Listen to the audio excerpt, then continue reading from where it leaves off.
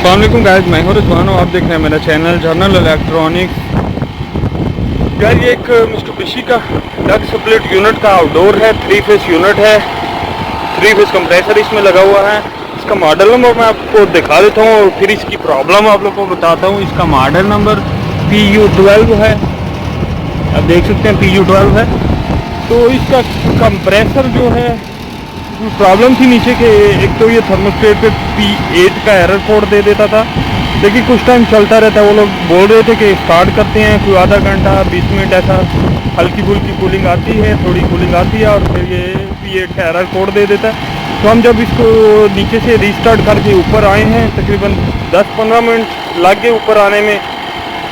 तो जब हम ऊपर आए थे तो इसको हमने खोला, इसका कंप्रेसर जो है वो आवाज़ कर रहा है, यानी ऐसा जैसा चल रहा है, आप लोग को आवाज़ आ रही होगी। तो इसको जब हमने गेज लगाई तो गैस जो है ये 115 बता रहे हैं। एक जो लीड है ये हमने बड़े पाइप में लगा दी, सेक्शन पाइप में, और दूसरी हाई वाली हमने ये डिस्चार्ज पाइप HP में लगा ली, हाई प्रेशर में। तो ये दोनों पे ऑलमोस्ट सेम ही प्रेशर बता रहा है, लेकिन कंप्रेसर की आवाज़ आ रही है। अब हम इसको एम्पेयर मीटर लगा के भी आप लोग को दिखाते हैं।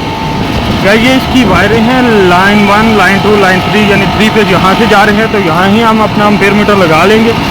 ये एक फेज में लगाते हैं तो ये 11.11 एम्पेयर ले रहा है। ये दूसरे फेस में लगाते हैं तो 10.5 एम्पेयर ले रहा है। तीसरे में लगाते हैं तो यहाँ भी 10.5 एम्पेयर ले रहा है। यानी ये कंप्रेसर एम्पेयर तो ले रहा है, लेकिन ये गैस को सर्कुलेट नहीं कर रहा, गैस घुमा नहीं रहा, गैस घूम नहीं रही। यानी इसका गाइस इसका पंप जो है, इसका कंप्रेसर का पंप जो है वो बाईपास हुआ हुआ है, और बाईपास किस वजह से हुआ है वो भी आप लोग के साथ शेयर करेंगे। पहले हम इसकी पावर ऑफ कर देंगे ताकि हीट अप ना हो जाए। तो यहाँ इसका ब्रेकर लगा हुआ है, यहाँ पे इसका ब्रेकर लगा हुआ है, तो यहाँ से हम इसकी मेन सप्लाई जो है उसको बंद कर देंगे। तो इसकी मेन सप्लाई हमने बंद कर दी है। तो गाइस ये कंप्रेसर का जो पंप है वो बाईपास किस वजह से होता है ये देख रहे हैं आप। यहाँ पे कहीं किसी जगह पे लीकेज है इसमें, यानी जब भी सिस्टम में गैस कम होगी, कम गैस पे ये चलेगा, तो कुछ देर बाद ये इसका जो पंप है वो बाईपास हो जाता है, या गैस बिल्कुल नहीं होगी फिर भी ऐसा ही करेगा, या आपका ये सिस्टम जो है वो कहीं से ब्लॉकेज है, चोक हुआ है तो सिस्टम, तो फिर भी ये जो कंप्रेसर है इसका पंप बाईपास हो जाता है। गाइस ये स्क्रोल कंप्रेसर है, ZR144 इसका मॉडल नंबर है कंप्रेसर का।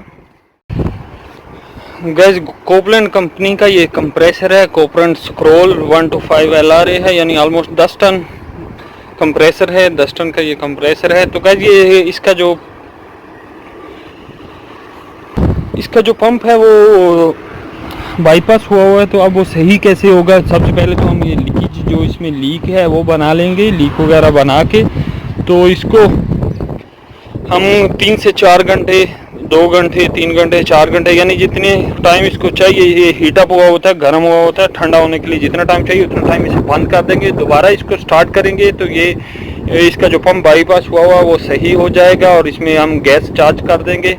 और गैस चार्ज करने के लिए सिलेंडर उल्टा करके चार्ज करें, क्योंकि ये सीधा करके रखेंगे तो गैस स्लो जाएगी, ये फिर इसका पंप जो है वो बाईपास होने का चांस होता है।